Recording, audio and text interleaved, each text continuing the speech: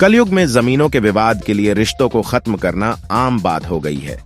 एक भाई ने अपने पिताजी की वसीयत को इस तरह बनवाया कि उस वसीयत से अपनी बहनों का नाम ही हटा दिया, और जब बहन रेणु जोशी को पता चला तो उसने अपने भाई और अन्य बहनों के खिलाफ कोर्ट में मुकदमा कर दिया।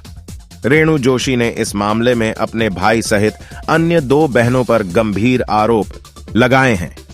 रेणु जोशी ने बताया कि उनके पिता सुंदरलाल जोशी की पुश्तैनी जमीन देवाली और बड़ी ग्राम पंचायत में है।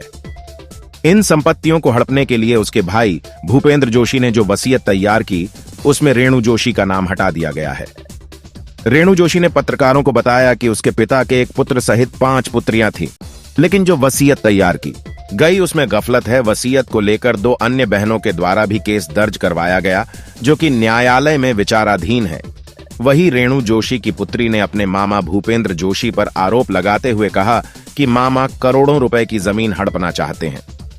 सुंदरलाल जी जोशी, मेरे नाना जी के मरने के बाद में मेरे मामा भूपेंद्र जोशी ने फर्जी तरीके से वसीयत बनाई, जिसमें उन्होंने गवर्नमेंट को भी जो सजरा दिया उसमें मेरी मम्मी का नाम हटा दिया उन्होंने। और उसके बाद जात प्रॉपर्टी को हड़पने के लिए मेरी मासियों ने वापस मेरे मामा के ऊपर दावा किया, उन्होंने भी एक गवर्नमेंट को सजरा दिया जिसमें भी मेरी मम्मी का कहीं कोई नाम नहीं है। तो सिर्फ पैसों के लिए मेरी माँ के वजूद को उन्होंने ख़त्म कर दिया।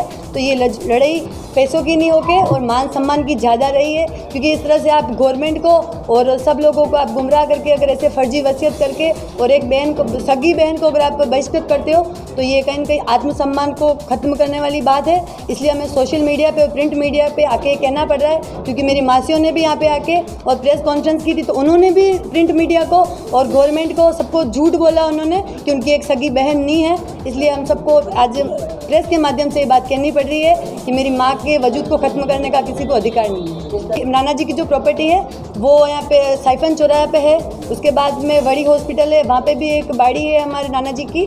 तो ये प्रॉपर्टी है मेरे नाना जी की। सर, 2021 में कोर्ट में एक दावा लगा, दावा बाबत घोषणा है शासन निषेधाधिकार का जो मधु व्यास ने लगाया है, जो इनकी रेणु जोशी की बहन है, और जो सजरा बनाया है उनको पार्टी भी नहीं बनाया है। और अब हमें जब पता चला है तो हम इसमें पार्टी बनने के लिए हमने एप्लीकेशन लगाई है कोर्ट में।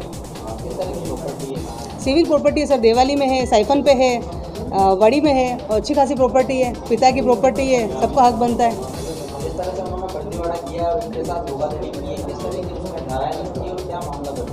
सर, ये दावा यही लगता है निषेधाज्ञा का 400 BC का, यही दावे लगते हैं इसमें, और सिविल केस फाइल होगा, फौजदारी भी बनता है।